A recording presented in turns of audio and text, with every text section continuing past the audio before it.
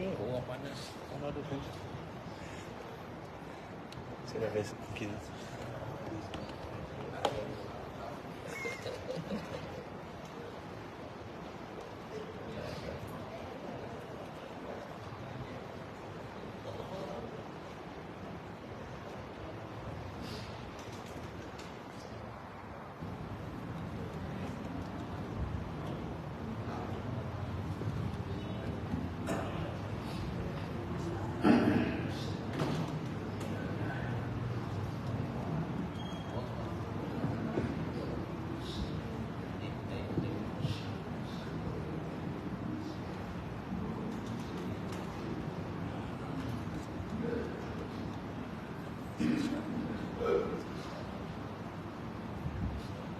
Assalamualaikum warahmatullahi wabarakatuh. Bismillahirrahmanirrahim. Innal hamdalillah nahmaduhu wa nasta'inuhu wa nastaghfiruh wa na'udzu billahi min shururi anfusina wa min sayyiati a'malina.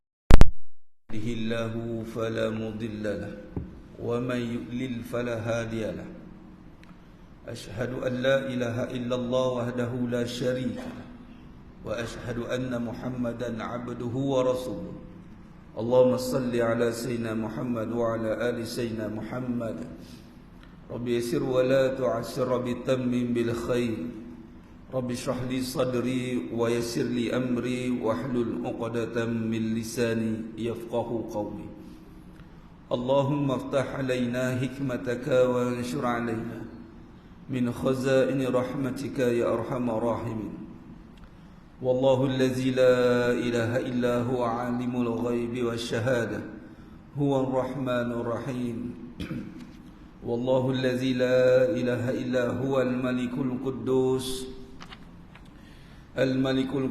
السلام المؤمن المهيمن العزيز الجبار المتكبر سبحان الله عما يشركون هو الله الخالق البارئ المصور له الأسماء الحسنى يسبح له ما في السماوات والأرض وهو العزيز الحكيم ولا حول ولا قوة إلا بالله العلي العظيم ولا منجا من الله إلا إليه أما بعد أيها المؤمنون اتقوا الله أوصيكم وإياي بتقوى الله فقد فاز المتقون. Sidang jemaah yang dimuliakan Allah Subhanahu wa taala. Mudah-mudahan kita semua tergolong dalam golongan hamba-hambanya yang benar-benar bersyukur. Amin ya rabbal alamin. Alhamdulillah, syukur pada Allah Subhanahu wa taala pada pagi yang penuh barakah ni. Allah izinkan kita lagi sekali untuk berada dalam suasana ketaatan. Yakni Allah pilih kita lagi untuk terus berada dalam bulan Ramadan yang penuh dengan keberkatan ini. Kita telah pun masuk ke 9 Ramadan. 9 Ramadan yang telah kita lalui, mudah-mudahan ianya menambahkan iman dalam hati kita. Kenapa Ramadan ini hala tujuannya itu adalah untuk membentuk jiwa yang bertakwa. La'allakum tattaqun. Amalan yang kita lakukan, perbuatan dalam rupa bentuk ketaatan yang kita persembahkan untuk Allah lihat, itu semuanya adalah untuk menzahirkan kepada ciri-ciri agar terbentuk hambanya yang benar-benar bertakwa. La'allakum tattaqun. Dan ianya akan diukur setelah Ramadan. Setelah Ramadan, ketika pintu syurga ditutup kembali, pintu neraka ibarat kembali terbuka. Syaitan durjana kembali bebas melakukan kerjanya, mendapat permit kembali, dapat permit balik. Walaupun hadis itu majaz, kias. Pintu syurga terbuka ni ibaratnya jalan kebaikan, manusia berduru-duru melakukan. Sebab tu tajuk yang kita bawa ni adalah Road to Jannah, back to fitrah. Jadi selepas Ramadan itu, itulah titik tolak kita, indikator kita, KPI kita, Key Performance Indicator. Nak melihat adakah Ramadan yang kita lalui ini berjaya atau tidak. Bagaimana nak melihatnya? Adakah kita tetap berada di dalam jalan untuk menuju ke syurga Allah? Road to Jannah. Adakah misi kita tetap sama? Road to Jannah itu tetap membara-bara, tetap bersemangat sebagaimana Ramadan Al-Mubarak datang. Yang mana sebagai contoh yang terkesan yang paling besar kalau lihat pada waktu malam yang kita menghidupkannya dengan ibadah. Pada waktu malam itu antara contoh yang paling jelas untuk kita lihat kesan untuk kita untuk mendirikan, membina jalan projek lebuh raya ke syurga ni. Antaranya adalah yang pertama, kita akan membangunkan malam kita. Spesifik tu malam. Malam ni terpulanglah. Bermulanya maghrib tu jemaah sekalian. Jadi waktu maghrib tu dia tak ada kelang kelibut dah. Sepatutnya maghrib tu dia dah menyusun waktunya. Allah beri kita akal. Sebagaimana datangnya Ramadan kita boleh berfikir, aku nak berbuka saat ni, maka tak boleh sibuk-sibuk dah. Maghrib nak masuk ni, dia boleh slow down semua aktiviti dia. Dia boleh slow down semua. Dia boleh fokus bahawa maghrib nak masuk. Ayat yang utamanya maghrib nak masuk, kemudian nak berbuka. Tinggal lagi lepas Ramadan buka tu tak ada dah. Tinggal lagi kalau puasa Isnin Khamis ke, puasa-puasa lain. Tapi tetap perbincangan kita maghrib nak masuk. Solat ke solat. Kita boleh buat persiapan nak menunggunya masuk ke waktu solat.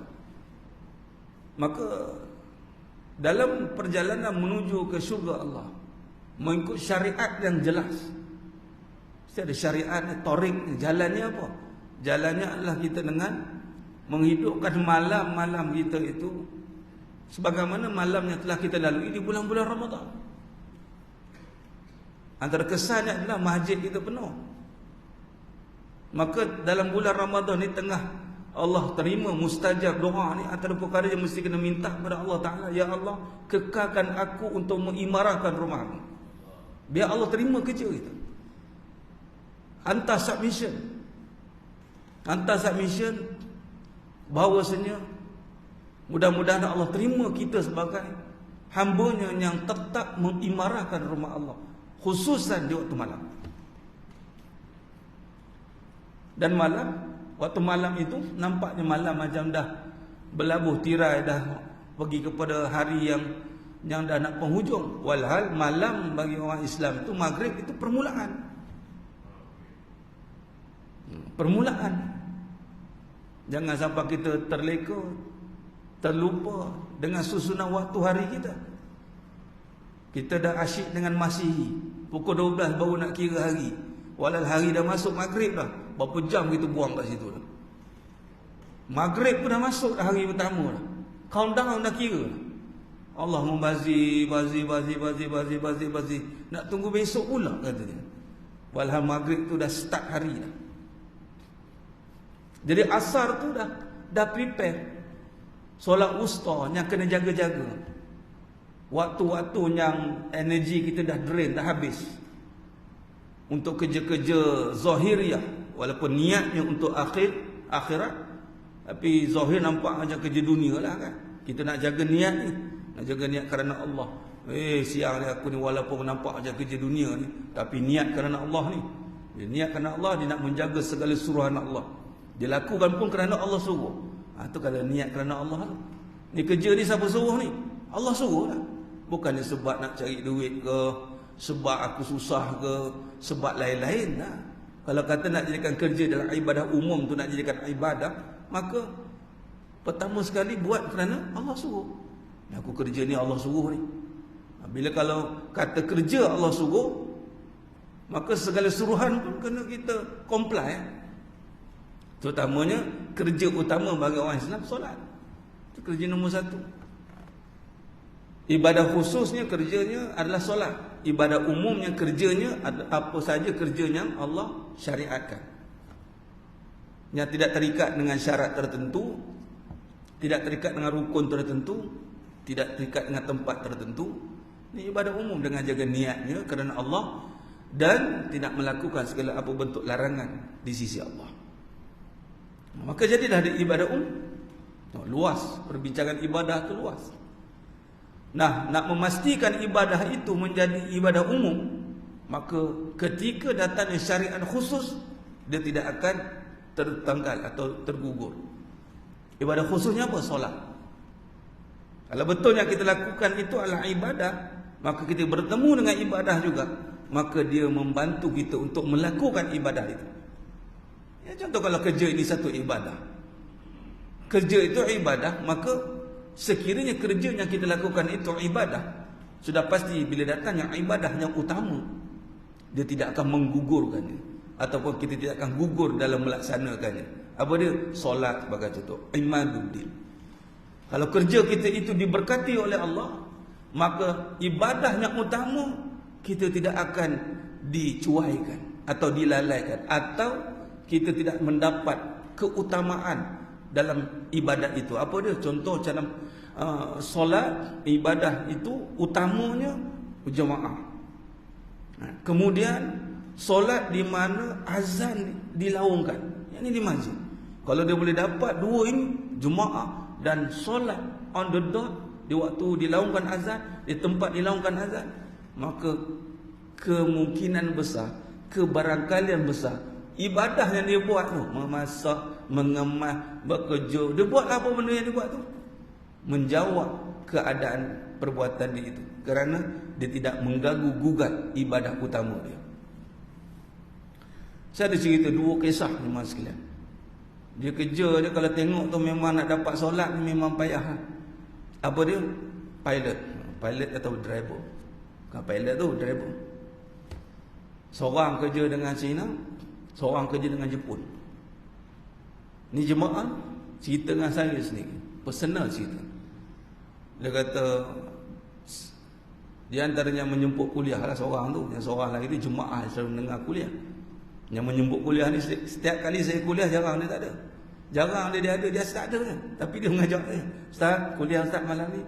Dia tak ada. "Ustaz, kuliah," dia tak ada. Tapi minta maaf Ustaz, minta maaf sangat. Kalau dapat dia ada tu, rasa macam aku kata jejak kasih kan. Allah lama tak jumpa Ustaz lah, macam itulah ibarat. Tapi bila dia cerita Ustaz, dia ceritalah keadaan pekerjaan dia tu, saya ni inilah bawa bos Ustaz. Tapi satu benda yang dia nak kongsikan dan dia minta saya tengok pendapat dan apa yang dia rasa tu betul. "Ustaz, saya kerja ni satu benda yang saya syukur Ustaz. Bos saya ni China. Dia bagi saya keutamaan waktu solat. Cakap saya, you belum solat, you berhenti. Dan dia berhenti waktu solat on the dot. Kalau hari Jumaat tu, dia boleh adjust timing meeting tu. Dia bagi Jumaat. Kalau ikut logik, payah ni mas sekalian. Payah. Tapi lah itulah dia, apabila Allah berikan dia barakah, dia mampu menjaga ibadah. Bila sebut ibadah, kita pun fikir luas. Tapi kalau rujuk dalam bab Syama'il Muhammadiyah, ringkasan Syama'il Muhammadiyah ataupun perbincangan Syama'il Muhammadiyah, Imam Tirmizi buka dalam bab bab yang membincangkan ibadah Rasulullah SAW. Apa topik yang dibincangkan dalam bab ibadah? Dibukakan perbincangan, mula-mula membincangkan tentang solat. Jangan bicara semuanya ibadah kalau solat kita tidak benar-benar terjaga. Kalau solat tak terjaga, tak usah cerita dalam bab ibadah. Kerana ibadah yang utama itu adalah solat. Dan kita alhamdulillah kalau ikut waktu kerja kita pun, sistem di Malaysia dan di dunia lah kot, tak ada lagi waktu kerja masuk time solat, tak ada lagi lah. Mesti lepas waktu solat. Macam contohnya pagi ni, lepas subuh, tak ada lagi waktu pukul berapa masuk kerja, waktu subuh saya masuk kerja. Oh gila kamu ni. Rupanya bos dia imam. Lain lah cerita. Bos dia imam, dia nak pekerja dia semua jemaah dengan dia. Itu lain cerita lah. Tak ada lagi lah masuk kerja waktu zuhur, tak ada. Tak ada. Mesti melepasi solat. Kurang-kurang pun asar lah. Asar pun bukannya balik time asar. Bolehlah solat dulu. Tak ada lagi balik time maghrib, waktu maghrib baru nak balik. Tak ada. Mesti tak mengganggu waktu solat. Cuma kadang-kadang kita terganggu nak solat. Aduh, jam pula, terganggu kita. Aduh, penat pula. Walhal Allah bagi kita akal fikiran untuk menyusun waktu kita. Tengok ni kan balik ni kurang-kurang 10 minit jam. Sampai ni memang lekat ni. Okey, tak apalah. Alang-alang dah lambat, aku maghrib dulu. Khalas. Yang abang balik lambat ni, abang pergi rumah kekasih nombor 1. Abang cakap bang, mas apa bang? Marah, isteri marah. Siapa lagi kalau bukan Allah Azza wa Jalla? Oh, lega isteri. Tu dia. Balik lepas isyak ataupun maghrib abang balik. Sepersalinan isteri siapkan. Bang, ini baju sepersalinan abang. Ni baju ni kadang-kadang abang nak balik ni, abang jangan balik rumah dulu ya bang, kalau tak sempat solat. Oh, isteri pun. Kalau adalah isteri tengah menyanyi lagu, isteri cerdik yang soleha, penyejuk mata. Ni dah. Abang jangan balik lambat tau. Tak kira bang, ni sekian dia kirim barang-barang, tak ke mana solat kawan tu, tak ke mana. Yang penting apa yang nak dapat. Habis. Betul, isteri yang bagus adalah isteri yang membantu ibadah suami. Kalau siapa yang suami yang mendapat isteri yang membantu ibadah dia, Allah, rezeki besarlah dia. Membantu ibadah dia. Terutamanya untuk nak taat kepada mak ayah. Bukan senang. Isteri berlebih kurang, tak apa bang, settlekan mak ayah dulu abang. Saya, abang jangan bimbang. Saya pun mak juga pada anak-anak. No, isteri yang faham. Bukan kata, abang ingat sekarang saya dah ada tau. Bukan mak je tau. Dia buat suami di persimpangan dilema. Telan mati mak, luah mati bapak. Betul? Macam itulah. Kalau itu yang berlaku, memang tak segedik. Orang yang punya agama ni, dia memudahkan urusan manusia. Dia selalu memudahkan. Yassiru wa la tu'assiru, kata Nabi SAW kepada Sa'ad bin Abi Waqqas. Maka solat dia dapat. Dia dapat. Dan jarang kita nak minta untuk dapat solat. Sedangkan Nabi Ibrahim AS minta untuk jadikan diri dia solat. Kita ingat solat ni atas waktu kita. Dah, solat ni pekerjaan utama. Kalau Allah terima kita, Allah akan buat kita jaga solat. Terima kerja. Kalau kita diterima kerja, tengok apa yang kita buat. Kita jaga kerja kan. Itu tanda kita diterima kerja. Kalau kita diterima oleh Allah sebagai hamba-Nya yang untuk masuk ke syurga dia, apa yang Allah akan buat kita? Diterima dengan kita menjaga ibadat. Ibadat utamanya nak dijaga, solat. Dan Ramadan sangat-sangat mendidik kita untuk align balik hidup kita dengan waktu solat. Sangat mengatur kembali hidup kita. Zuhur boleh penuh. Sebab apa? Tak makan. Asar boleh penuh. Sebab apa? Tak makan juga. Maghrib pun sama juga. Solat juga waktu. Cuma lanjak sikit. Tak apalah, dah makanan dah terhidang. Makanlah dulu. Tapi maksud kata, solat tidak lagi dijadikan secondary. Solat menjadi yang utama, primary. Yang utama. Baik. Yang kedua yang Jepun. Yang tadi. Pun sama je mas sekalian. Orangnya rajin. Setiap kali saya tengok dia ada kuliah. Yang tadi yang tak ada, yang ni ada pula. Ada dua cerita. Ada je kuliah. Dan kita tak expect dia tu kerja sebagai driver. Sebab bukan boleh senang nak ada.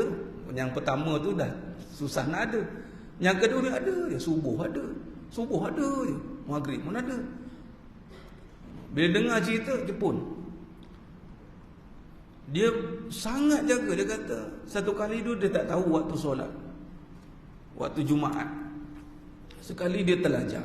Kemudian dia cakap, bos saya nak cakap sikit. Sebenarnya waktu ni waktu solat saya. Dia punya terkejut. Kenapa dia tak bagi tahu dia? So, kita expect macam orang akan ya ke nanti kan, nak ke dia faham. Walhal sejauh mana kita nak memahamkan diri kita betapa solat ni penting, just kita bagi tahu. Allah yang jaga hati dia. Maka ketika disuarakan keadaan solat dia, maka dia sanggup ubah jadual kerja dia. Sama. Dan yang ketiga, tambah satu cerita. Itu pengalaman saya sendiri. Sebelum habis dulu kat sekolah menengah, saya habis santas dulu, kita kerja lah part time, kerja kat restoran. Tu Sushi King. Sushi King. Jangan junior cook jangan main tu. Boleh buat sushi. Nama-nama Jepun tu boleh. Arashimasu, arigatou gozaimashita, boleh lah sikit-sikit. Kan muka pun ada kira Jepun ada sikit-sikit kan. Kurang. Baik. Saya waktu tu dia tahu kita budak seagama. Saya pula buat degil saya. Time solat saya ketinggal. Nak zuhur saya tinggal. Saya bagi tu kat Terren ingat ni GM manager. Terren. Bos, saya nak pergi solat. Tinggal. Nak tahu apa jadi? Dia jaga tempat saya. Itu satu. Yang kedua, waktu Jumaat, dia bagi saya masuk pukul 12. Pukul 12 masuk kerja, 12 tengah hari. Kalau dah masuk, saya bagian kitchen kan, mana boleh keluar waktu tu, pukul 12. Memang tak jumpa masjid lah, dekat shopping kompleks sana tu. Tapi saya buat apa? Saya masuk pukul 3. Lalu sekali pada buat, dia ubah saya waktu 3, pukul 3. Jadual saya masuk pukul 3 hari Jumaat. Setiap hari Jumaat dia ubah. Tak cukup dengan tu, daripada kitchen crew, dia upgrade saya jadi junior cook. Inilah menjaga. Dan kita pula kerja betul-betul. Memang dia impress. Kita kerja betul-betul. Bukan main-main. Dia tak boleh nak deny kita. Dia ni kerja bagus. Dan asbab kita betul-betul strict dengan solat, Allah angkat. Gaji kita lagi mahal. Ada juga lah yang lain-lain tu.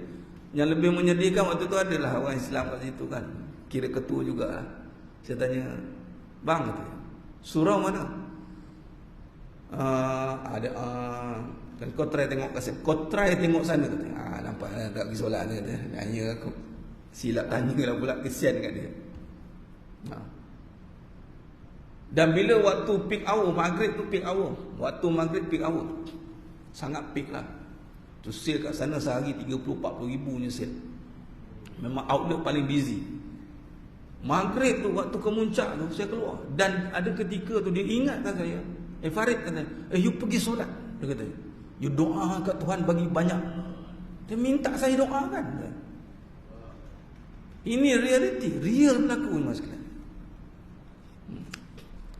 Dalam bab solat ni banyak sebenarnya miracle yang berlaku sebenarnya kalau kita benar-benar jaga. Dan ini antara perkara yang mesti kita kena jaga. Dan bagai contoh tadi, bila kita kerja kita itu diterima oleh Allah, maka Allah akan permudahkan kita untuk menjaga solat.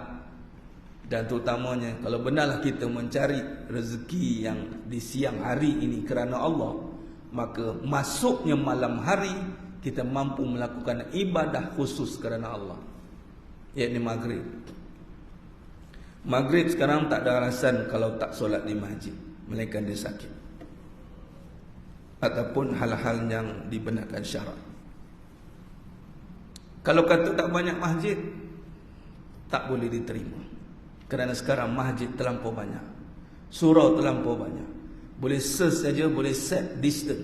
On the way balik, distance mana yang kita nak masuk exit, untuk kita boleh sampai maghrib dulu, kemudian baru sampai ke rumah.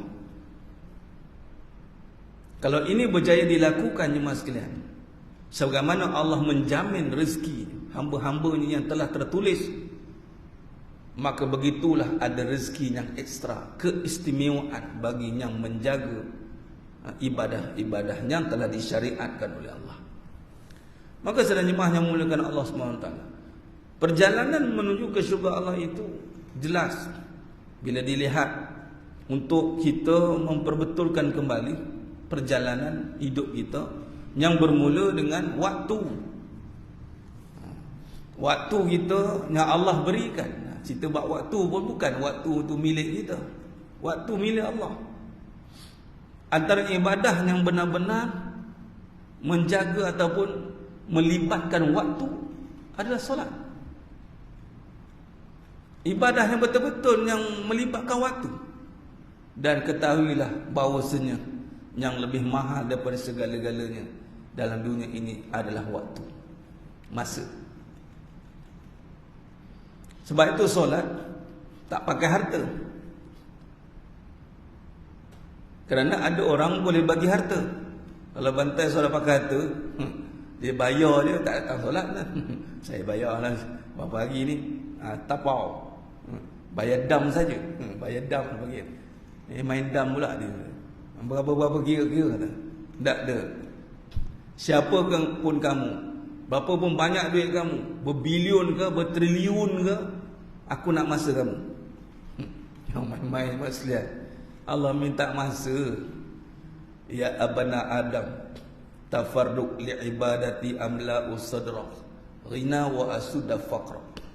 Wahai anak cucu Adam, luangkan waktumu beribadah kepadaku. Masa ni mengatasi segala-galanya. Sebab itu jangan terkejut dalam perbahasan bab masa ni. Kalau kita ubah pada perbahasan tentang satu perkara sebagai contoh, kita kalau tak ada masa pada satu perkara, kita akan hilang perkara itu. Kita tak ada masa dengan anak, kita akan hilang anak.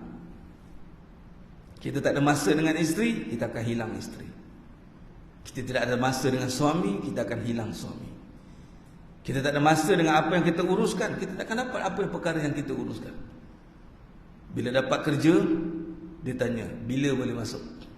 Ataupun dia tetapkan masa untuk report, masuk, lapu diri.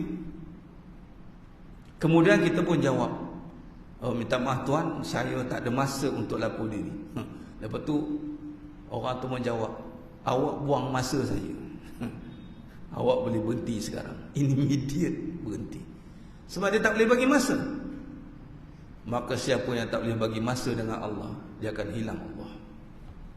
Hilang Allah bermaksud dia akan hilang keberkatan hidup dia, hilang segala-galanya. Kerana segala-galanya milik Allah, hilang semua. Bagaimana nak menentukan masa dengan Allah? Solat. Tak ada perbincangan yang orang kata kalau dalam syariat yang utama itu. Malah syariat akan menggambarkan, memberi makna dan jawapan kepada makrifat kita, sejauh mana kita mengenal Allah. Dalam bulan Ramadan mengajar kita untuk mengenal Allah, bersyariat dan bermakrifat serentak berlaku bulan Ramadan. Bukti bersyariat kita berpuasa, namun bermakrifat kita mengenal dia. Bagaimana contoh? Kita lihat makan dan minum kita. Melalui makan dan minum kita dah mengenal. Kita makan dan minum bukan sebab kita haus dan lapar. Kerana kita sedang haus dan lapar. Daripada start subuh tadi sehinggalah saat kita tengah hari, saat lagi nak maghrib, Allah hausnya dah lapar. Tapi waktu itu kita dah lupa diri kita yang lapar dan haus itu. Kerana kita ingat dan nampak pada makan dan minum itu hukum Allah. Nampak Allah haram. Oh, tak boleh minum ni, haram. Itu kata takut Allah tu. Itu makrifat. Maka kalau kita lihat makan dan minum pun dengan izin Allah, maka semua yang berlaku atas muka bumi ini tetap dengan izin Allah. Nak dapat kerja, dapat isteri, dapat anak, dapat semua itu dengan biiznillah.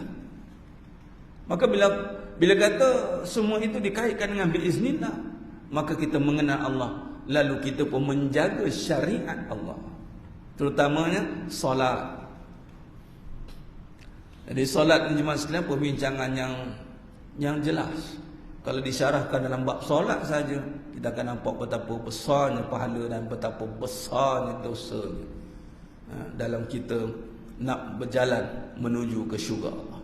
Sehingga kan kata almarhum Datuk Seri Abdul Sandin Al-Hafiz, beliau meletakkan solat ni ibarat nombor akaun. Nombor akaun yang mana kalau tak ada nombor akaun ni, subuh 2, zuhur 4, asar 4, maghrib 3, isyak 4, macam mana nak masuk pahala katanya. Oh, cantik, analogi dia cantik. Tak ada akaun, ibadat banyak macam mana pun nak masuk ke mana? Dari solat itu adalah akaun untuk menampung semua amalan, hanya pahala semua yang ada. Dia jaga akaun dia. Tengok akaun pula. Ni dapat ilham pula. Akaun pula tak ada had. Masuk pun tak ada had. Luar biasa. Akaun dia telah di-upgrade menjadi maksimum. Jadi sedang jemaah yang mulakan Allah SWT, kesimpulan kita pada pagi yang penuh barakah ni, antara perbahasan kita mulakan dalam Road to Jannah, Back to Fitrah ini, kita melihat jalan utama untuk menuju ke syurga Allah Ta'ala itu adalah dengan kita memperkasakan syariatnya melalui ibadat solat. Solat itu amat berat. Wa innaha lakabiratun illa 'alal khashiin. Jadi caranya kita beratkanlah dia agar segala perkara yang di dunia ini menjadi ringan. Mudah-mudahan. Wallahu a'lam bishawab sekalian. Mudah-mudahan Allah bantu kita, Allah pilih kita untuk terus menjadi hamba yang taat dan membina sifat takwa dalam jiwa kita. Wallahu a'lam. Aqulu qawli hadza wa astaghfirullah azim wa lakum wa billahi taufiq wal hidayah. Wassalamualaikum warahmatullahi wabarakatuh. Kita tangguh dengan tasbih kafarah dan suratul asr. Subhanakallahumma bihamdik, asyhadu an la ilaha illa anta, astaghfiruka wa atubu. Bismillahirrahmanirrahim. Wal 'asr innal insana fi khusr illa allazina amanu wa amilus solihat wa tawassaw bil haqq wa tawassaw bis sabr. Wallahu a'lam bissawab. Takbir. Allahu akbar.